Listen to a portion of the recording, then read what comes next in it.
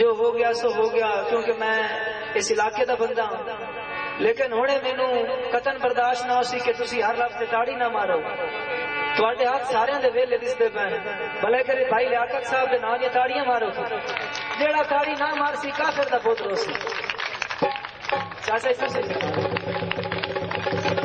बहुत अजीम और नामवर फनकार भाई जी, मैं क्या कि हर लफ्ज़ ताड़ी मार सो तां मैं सत्संग गया जिन्हें के ये फरमाया झुगियां तो लग के महलों तक उन्होंने गीता ने लोगों के दिल जगह बनाई और मोहब्बत पैदा की, जिन्होंने बहुत ही नामवर गीत वादा करके मुड़ नू आया ढोला वे केटा कूड़ मारे।